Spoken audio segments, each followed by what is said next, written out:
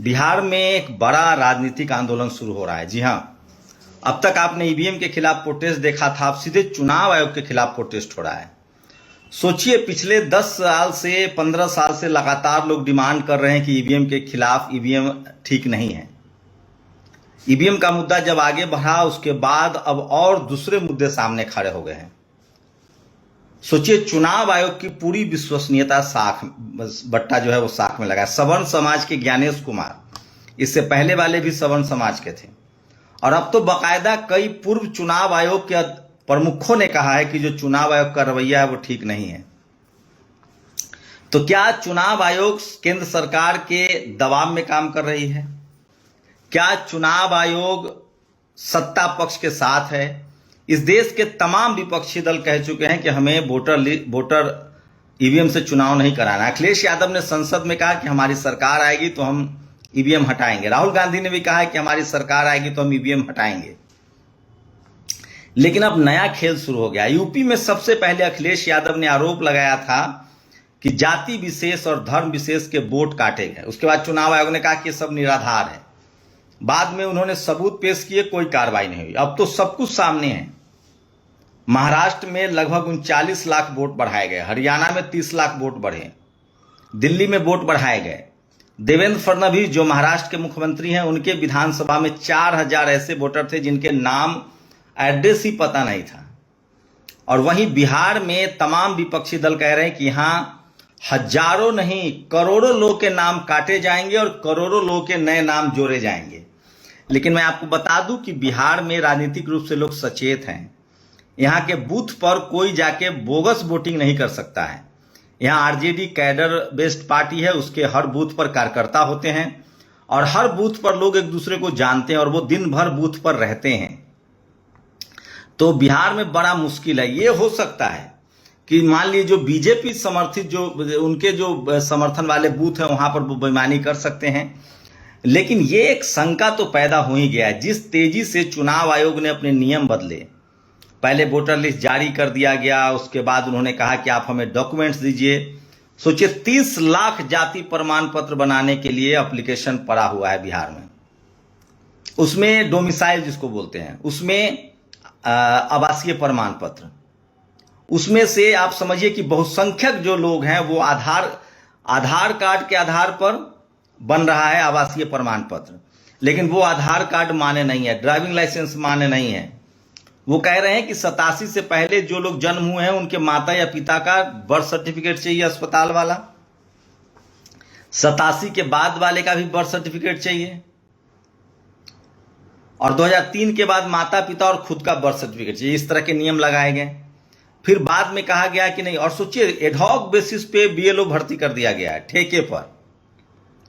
तो क्या चुनाव आयोग की पूरी विश्वसनीयता खतरे में है? पूरी साख पर खतरा है और ये एक बड़ा आंदोलन है। 9 जुलाई को बिहार में आरजेडी, कांग्रेस, तमाम विपक्षी दलों ने बंद का ऐलान किया है। पूरे देश की इस पर नजर रहेगी। सुप्रीम कोर्ट में भी मामला है, लेकिन इससे पहले भी लगातार सुप्रीम कोर्ट में मामले जाते रहे हैं ईवीएम को लेकर। तो इस देश में चपरासी से लेकर चीफ जस्टिस तक जब एक ही कम्युनिटी के लोग रहेंगे, जब एक ही विचारधारा के लोग रहेंगे, तो इसी तरह की दिक्कत होती है। इसको ऐसे समझिए, आजादी के 75 साल हो गए, सुप्रीम कोर्ट में SC ST का रिजर्वेशन लागू नहीं हुआ था, लेकिन एक दलित समाज के चीफ जस्टिस ऑफ इंडिया आते हैं और वो लागू कर देते हैं। यही नहीं, वो ओबीसी का भी रिजर्वेशन लागू कर देते हैं। तो इस देश में जब तक हर जाति धर्म के लोग चुनाव आयोग के बड़े पदों पर नहीं बैठेंगे, तब तक ये सवाल उठते रहेंगे। जब लालू यादव लगातार 3 बार चुनाव जीत गए थे, तो TN सेशन नाम के आयोग के अधिकारी ने आकर तमाम बंदिशें लगाई। मायावती जी की हाथी की मूर्तियां ढकवा दी गई थी। तो ये सबसे बड़ी खबर है और चुनाव आयोग की विश्वसनीयता अब खत्म हो चुकी है और अब उस पर कोई डरने उड़ने की बात नहीं है। सब लोग जानते हैं कि ईवीएम हो या चुनाव आयोग का जो काम है, वो सरकार, बीजेपी, खासकर बीजेपी को बचाने वाला। ये सारे, अब एक एक आम आदमी से पूछ दीजिए कितने लोगों पर चुनाव आयोग केस करेगा, कितने लोगों को धमकियां देगा, लेकिन ये लगभग लोग अब मानते हैं कि चुनाव आयोग की विश्वसनीयता बच नहीं रह गई है। उन पर पहले ईवीएम को लेकर भरोसा नहीं था, और खासकर जो वीकर सेक्शन के लोग हैं, SC ST OBC, किसान, अल्पसंख्यक, वो तो बिल्कुल भरोसा नहीं करते हैं। कोई भी मीडिया चैनल्स सर्वे कर ले, 90% लोग कहते हैं कि हमको चुनाव आयोग पर भरोसा नहीं है, वो बायस्ड है। इस तरह के क्राइसिस कभी नहीं हुआ। जैसे मीडिया को लेकर लोगों का भरम टूट गया, टीवी अखबार पर देश भरोसा नहीं करता है क्योंकि यहाँ एक ही जाति के लोगों का वर्चस्व है। ईडी को लेकर इसी तरह के, जैसे कांग्रेस के समय सीबीआई को लेकर था, वैसे अब ईडी को लेकर हो गया है।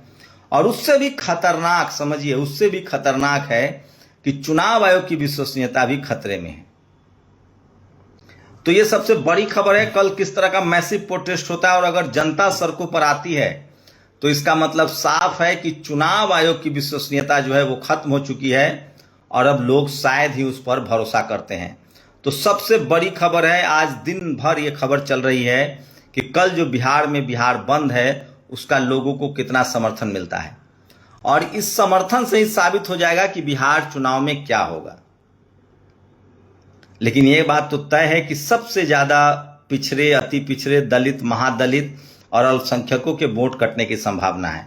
वही विपक्षी दल को यह भी डर है कि यहां दूसरे लोगों का नाम भी ऐड, एक्स्ट्रा नाम भी ऐड किया जा सकता है। आज कांग्रेस के प्रदेश अध्यक्ष राजेश राम ने कहा कि दो चिंताएं हैं, एक जो जुनून वोटर है उनका नाम काटा जा रहा है, और एक जो फर्जी वोटर है उनका वोट बढ़ाया जा रहा है। तो देखते हैं क्या होता है। कल बड़ी खबर है। दूसरी बड़ी खबर है, बेंगलुरु में 11 दलित समाज के प्रोफेसर्स ने इस्तीफा दे दिया है। उनके साथ जातीय भेदभाव हो रहा था। तो मैं बार बार कह रहा हूं, इस देश में अब जातीय भेदभाव उन लोगों के साथ होगा जो सिस्टम के हिस्सा है, जो पढ़े लिखे हैं। सोचिए, बेंगलुरु यूनिवर्सिटी में, दिल्ली यूनिवर्सिटी में इसी तरह से रतन लाल के साथ किस तरह से व्यवहार हुआ, रोहित वेमुला का किस तरह से शहादत हुई, आपने देखा डॉक्टर रितु को किस तरह से नौकरी से निकाल दिया गया। तो ये सब पब्लिक डोमेन में है। लगातार इस तरह के प्रोफेसर रविकांत पर हमला हुआ। तो सरकार कांग्रेस की हो या बीजेपी की हो, जो जातिवादी मनुवादी हैं वो अपना काम करते रहते हैं। मैं इसलिए बार बार कह रहा हूं कि इस देश में बहुजन समाज को, SC ST OBC के लोगों को भरोसा दिलाना पड़ेगा, और इसके लिए जरूरी है कि कोलोजियम सिस्टम खत्म हो। जब तक जुडिशियरी में बहुजन समाज के लोग नहीं आएंगे तब तक इसी तरह के हालात बने रहेंगे। तो इस देश को बेहतर बनाने का, चाहे वो स्कूल, कॉलेज, अस्पताल, सब जगह जब तक बीकर सेक्शन के लोग नहीं आएंगे, सबकी भागीदारी नहीं होगी, दलित, पिछड़े, किसान, आदिवासी, अल्पसंख्यक, तब तक ये हालात नहीं बदलेंगे। सोचिए बिहार में किस तरह के हालात हैं। बिहार में एक बिजनेसमैन की हत्या हुई, उसमें आरोपी के नाम कभी यादव, कभी शाह, कभी तिवारी। तो जब दलित पिछड़े का नाम आता है तो उसकी जाति बताई जाती है, जब मनुवादी जातिवादी अपराधी होते हैं तो उसकी जाति नहीं बताई जाती है। अभी भी अंधविश्वास किस कदर बढ़ गया है, सोचिए इस देश में। और ये रामभद्राचार्य या फिर धीरेन्द्र शास्त्री जैसे लोग अंधविश्वास को बढ़ा रहे हैं। लेकिन बिहार में एक अच्छा मैसेज आया। रामभद्राचार्य और धीरेन्द्र शास्त्री के ही 2 दिन बिल्डिंग कोलैप्स, कुछ घटना हुई और 2 लोग मरे, लेकिन कोई पूछने वाला नहीं है। धीरेन्द्र शास्त्री पटना आए, रामभद्राचार्य पटना आए, लेकिन उनके यहाँ कोई भीड़ नहीं थी। दलित, पिछड़े, किसान, आदिवासी, अल्पसंख्यक बिल्कुल नहीं गए। तो ये बात तो तय है कि ये बीजेपी के हार के संकेत हैं। और बिहार में लोगों ने अंधविश्वास, कर्मकांड को पीछे छोड़ दिया है बहुत पहले, और बाबाओं के बारे में उनकी राय है कि ये लोग जो है बीजेपी के प्रवक्ता हैं। ये बाबा अब नहीं है, ये धर्म गुरु नहीं है, ये बीजेपी के प्रवक्ता हैं। और खासकर ये बात अब SC ST OBC, किसान, अल्पसंख्यकों को पता चल गया है।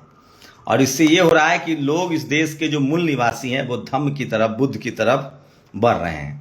अविनाश पांडे नाबालिग लड़कियों को चॉकलेट के लालच देकर साइकिल पर बैठाकर सुनसान जंगलों में ले जाता था और उसके साथ रेप करता था।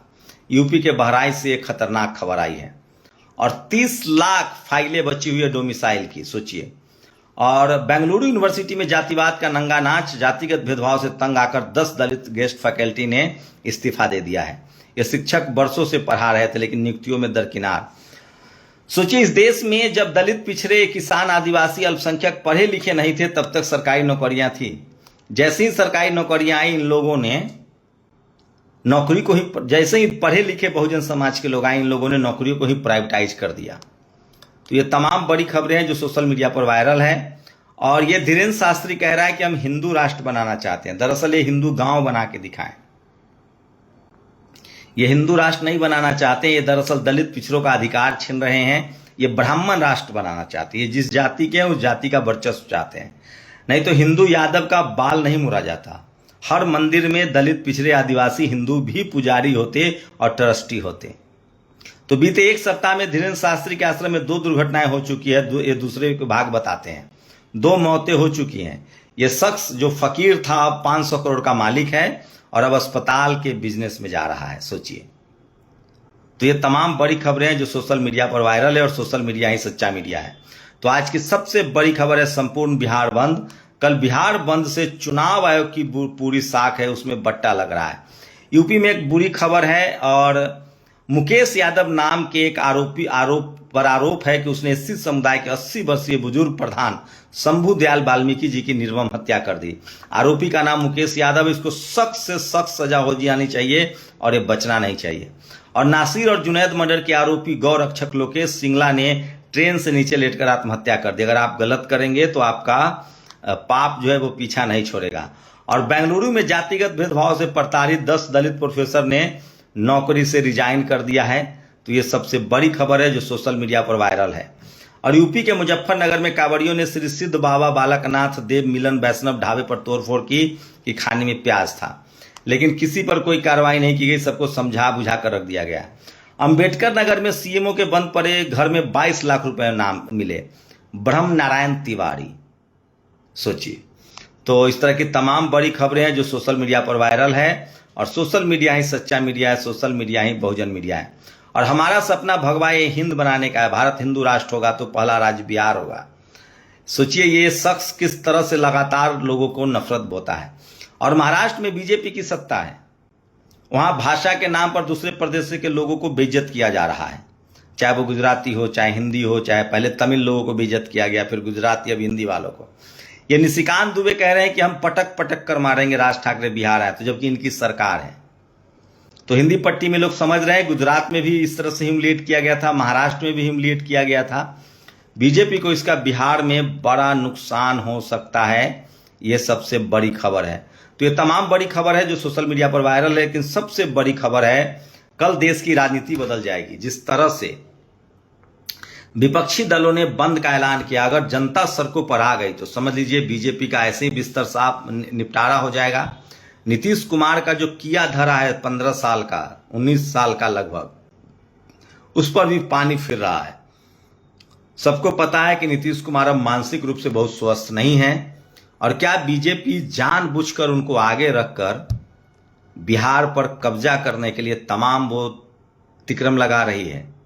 अगर कल जनता सड़कों पर उतरी तो फिर बीजेपी की हार तय हो जाएगी। आप लोग अपनी राय जरूर दीजिए। क्या आप लोग चुनाव आयोग से सहमत हैं? चुनाव आयोग पर लगातार सवाल उठते रहे हैं। पहले ईवीएम को लेकर सवाल उठते रहे हैं, अब उनके वोटिंग लिस्ट में नाम जोड़ने और घटाने पर सवाल उठ रहे हैं। आप लोग की क्या प्रतिक्रिया, अपनी प्रतिक्रिया जरूर दीजिए। शुक्रिया। नेशनल दस्तक की आपसे गुजारिश है कि अगर इसको बचाना चाहते हैं तो नेशनल दस्तक को सब्सक्राइब करने के लिए रेड कलर के सब्सक्राइब बटन को दबाएं, फिर बेल आइकन की घंटी दबाएं। नेशनल दस्तक को बचाने के लिए बहुत जरूरी है कि हर खबर को शेयर करें, लाइक करें, कमेंट जरूर करें।